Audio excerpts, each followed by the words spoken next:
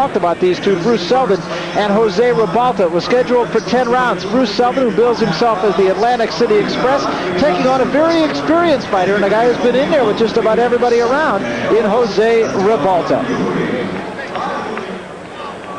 I gave you instructions, fellas. You want a nice clean fight? Shake hands, good luck to both. We are just about set to go with Jose Ribalta fighting out of the red corner wearing the maroon trunks and Bruce Seldon in the black trunks.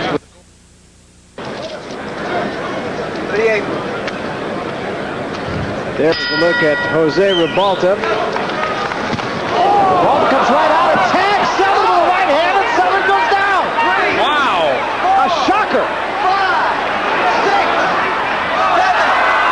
Seldon jumps back up. I didn't think that punch hurt him that much, but I'd say he went down and stayed there. Was that a complete ploy? That's bizarre if that's true. It's a ploy. It cost him a round almost for sure. That is bizarre. I have never seen that in 10 plus years of announcing boxing. I think he did that on purpose. Wow, that's bizarre. Jumped up after being knocked down. Doesn't look like he was hurt at all. He did get hit, but it wasn't that big a punch. And oftentimes you see a flash knockdown, and especially since these fighters have to go out in the cold, literally out in the cold, outside before they come into the arena after leaving their dressing room. So it wouldn't surprise us to see a flash knockdown like that, but very strange. That is astonishing. And Bruce Seldon looks for all the world like nothing affected him. He looked like he was on the canvas. He would never get up, and he jumped up. Wow. And Ribalta has that look in his face like he's not quite sure what to make of it. As well he should. If it was a play, it might be an effective one. Come on out, come on out, come on out, come on out. I simply can't believe it was a play. I guess not, but boy, did you see the way he jumped up? Amazing. His crowd still trying to figure it out as well. All right, come on. Bruce Seldon, you know, he is normally more of a boxer. And you see him really going after Jose Ribalta here, like he wants to, even though he's got knockouts, Seldon lives and dies usually by the jab and good combinations, which he hurt a couple of fights ago. Both hands, especially the jab hand. And he's hoping that he has no ill effects from those. Didn't against David Day, his last outing. Ribalta fighting much of his first round against the ropes. That was a good lunging right hand by Seldon, but Ribalta holds on.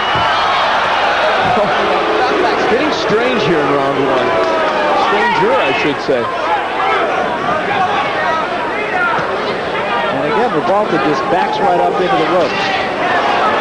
There's the Seldon jab, Barry. We've seen it before. We know it's an excellent punch. When he uses that on a regular basis, that's why people think of him as a good young prospect.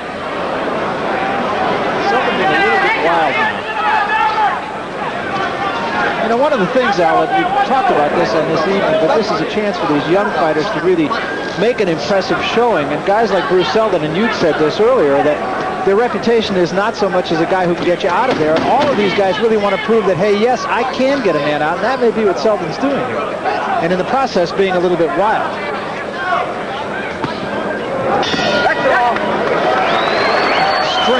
Strange first round. Putting it mildly. Was that man hurt? Was it a ploy? He's got to hit Tommy Graziano. I want to show the one. He's sliding up with that. Hit you with his best shot. Took you right over your feet. You were aware, huh? You heard the count of 8? I just saw what I wanted to see, dude. You showed me something I didn't know. It doesn't look like a ploy. He said he hit you with his best shot. You were aware, right? There it is, yeah. Pretty good shot, now that you look at it again. And thank goodness he went all the way down, or I'll tell you what, he would have been hit by a shot by Ribalta when he was down. Here we'll take a look at that right hand.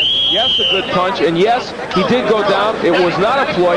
See, look at that. Now, if his head had been a little higher, he would have been hit, and they should have disqualified Ribalta. I don't know if they would have, if he had landed the punch. So a stunning first round, and now we'll see if things settle down as we start round number 2. Good combination by Seldon. Ribalta looking for a place to hang on. Good right hand by Seldon. Now Ribalta does hold on. Let him go, Jose. Let him go. Let him go. These ropes ropes are extremely loose, and that is helping Ribalta a little bit as he goes against those ropes, diminishing the impact of these punches. That first round becomes a pretty wild one to score because Seldon went down, then dominated the 2 minutes and 30 seconds of the round. And of course, when a man does go down, you usually make it a 2-point round, so now you look at the other side of it, and maybe Ribalta wins the round by a point. Yeah, or an even round if you really want to give Seldon credit. The Seldon jab is getting to Ribalta. Jose is lingering on the ropes a lot and not helping him. Let's talk about the fact that may be a Ribalta tactic.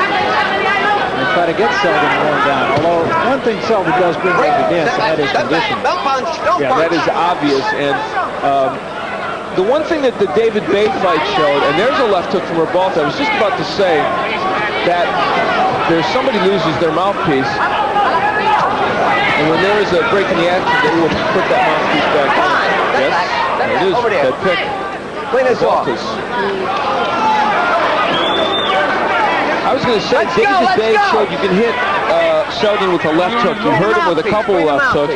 This man, Jose Ribalta, has a pretty decent left hook. He just hasn't been able to get it untracked yet, although it was a right that knocked Seldon down. And we talk about the conditioning of Bruce Seldon, which is always very, very good. That cannot necessarily be said in all candor about Jose Ribalta. He's a guy who sometimes comes in great shape, and other times it's a payday. Good right hand by Seldon there. All right, let him go, Jose. Let him go. Let him go.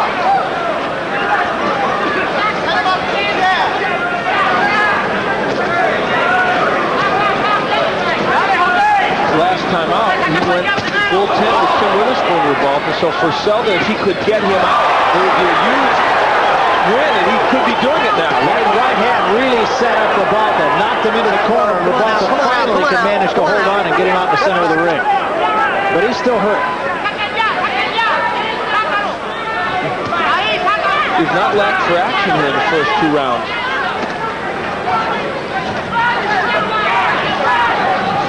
Seldon jab getting through at will.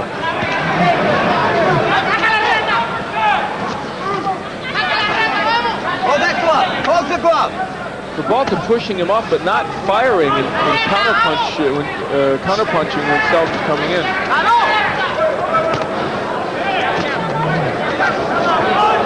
Keep that glove closed. Leave it closed.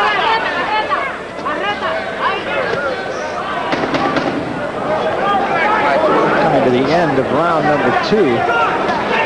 And a good round for Bruce Seldon. Time, right there, right there. He's got to keep this glove closed. He can't stick it out like that. Tell him now in front of me. Tell him in front of me. The guy who's already fought 10 rounds. He has taken a lot of punishment in the first 2 rounds, and here's an example of that punishment. It all flows off the jab for Seldon. There is the jab, setting up, boom, the good right hand. That one rocked Ribalta, and then he went after him in the corner. And again, you get a look at Seldon using that jab to set things up, and that time he follows it with the hook. He's landed 70% of his jabs, has Bruce Seldon, and look, the jab is what sets up that right hand beautifully. And as we said, he's just getting there with the jab whenever he wants. And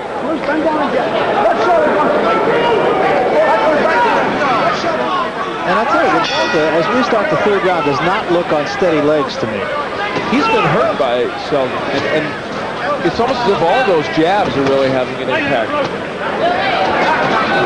Really remarkable when you think All right, Frank, step back.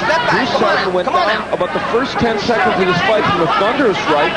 The way he fell and the delayed reaction made you think he's not getting up, period. He jumped up and went right after Ribalta. That's one of the more astonishing things I've seen in a boxing ring, and that's why I really thought it was a ploy. Yeah, that's true. Actually, what it turns out to be is very heady. Yeah.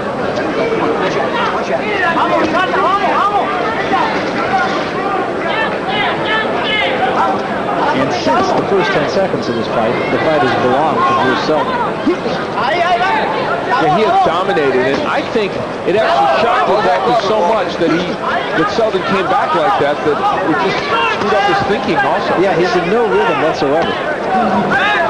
Many people, of course, remember Jose Ribalta from the superb performance he gave against Mike Tyson, in which he really, you called that fight, he performed extremely well against Tyson. He took one of the most vicious uppercuts I've ever seen thrown in that fight. Tyson literally lifted him up with an uppercut. That was the beginning of the end for him. Good right hand there by Seldon.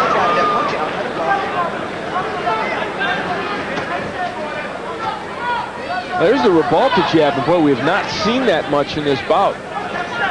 The way you beat a good jabber is by out-jabbing him. Seldon switches to lefty every once in a while, and he started to do that there, and then went back to the righty stance.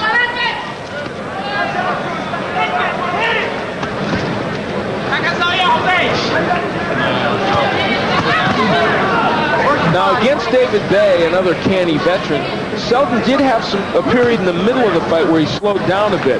We'll have to see if that would happen here against Ribalta. Ribalta is starting to throw a little bit more now. A little bit more, and now you start to wonder if the fighting with his back to the ropes and fighting in retreat is not a ploy on the part of Ribalta. He's taking a lot of punishment as a result of that, though.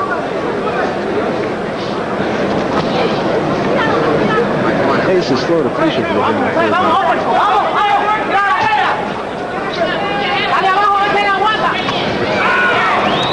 And again, a double right hand, and Ribalta bends over those loose ropes to which he referred. He didn't cover up, and Seldon rightly jumps right on him and knocks him down. 2, 3, 4, 5, 6. Ribalta complaining, but it's one of the credos of the sport. Protect yourself at all times. All right? Ted Pick did not feel there was a need for him to step in, and he didn't. Luckily for Ribalta, just seconds left. Oh, man, that one came from right field. I felt it. Wow. And a left hand, Ribalta's in big trouble. Might want to move that coke, Al. He may be coming this way. We may have a guest commentator at the inside here for a second. What a round for Seldon. Ribalta is very, very shaky. He was actually shaky, as you mentioned, after the last round, and he took a real beating in that round, and he does not have much left. Right back. One more. You can't see out of one eye.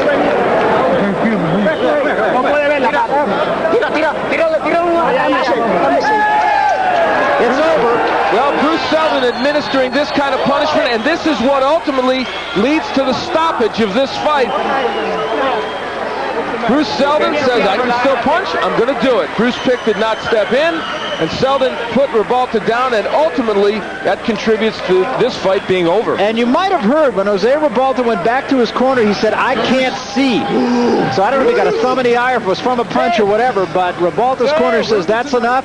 And Bruce Seldon has scored what has to be put in the category of impressive win. And impressive, if for no other reason, because of how dramatic it was. Getting clocked with a right hand as you come out, getting hit cold, if you will, getting up, jumping up, and then dominating the next 2.5 rounds. This young man has got some heart and courage. Yes, he really does. And that's something by which the good fighters are measured, and he has really shown that. And for Jose Ribalta, oftentimes you can say there'll be another day, and frankly, I'm not sure there will be for him. Well, you know, he hadn't been doing that badly in his career. The only loss in the last 8 or 9 fights was loss to Witherspoon. That he went 10 with Tim Witherspoon. For Seldon to get him out this early, because you pointed out sometimes we don't know the Jose Ribalta that'll show up. Was he prepared for this young man? He was prepared in the first 15 seconds, but not after that. Yeah, I think that's true. And the fact is, even though he hasn't lost very much, let's get it official now from Mike Buffer, and then we'll talk about this.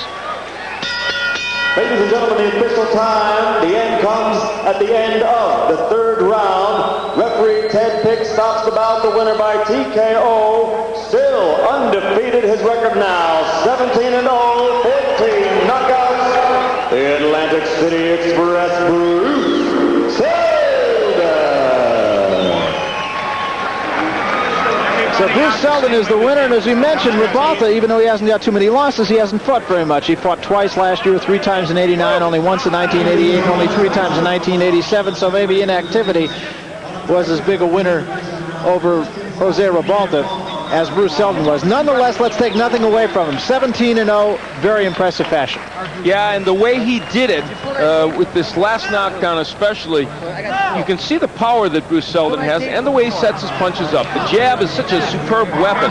Now here's where everybody seemed to think that the referee might step in because he was leaning over the rope. Seldon's looking, and Ribalta gets clocked. And in truth, Ribalta should have been defending himself at that point.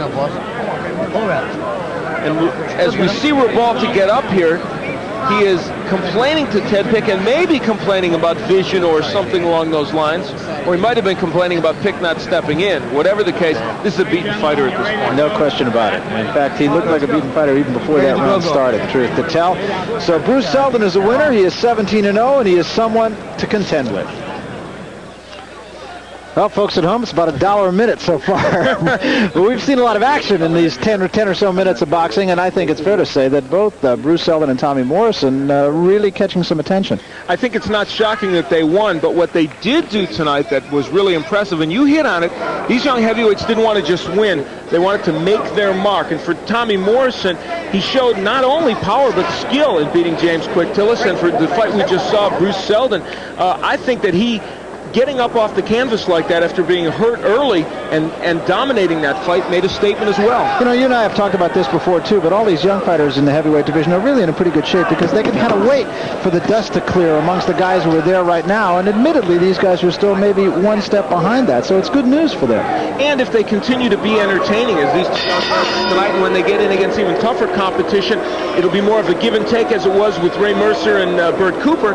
Then there are lots of heavyweight fights out there that don't involve Mike Tyson, Evander Holyfield, and George Foreman that they can engage in that don't involve any kind of a title. Yeah, and Ray Mercer now and Francesco Damiani, who are still to come, have to take a look at this fight and say, wait a minute, this is supposed to be our showcase, and right now it's a couple of other guys who are making the news. Now, Bo, tonight's featured heavyweight, considered by many to be waiting in the wings and ready to take center stage. He's big and strong, standing 6'5" and weighing close to 230 pounds.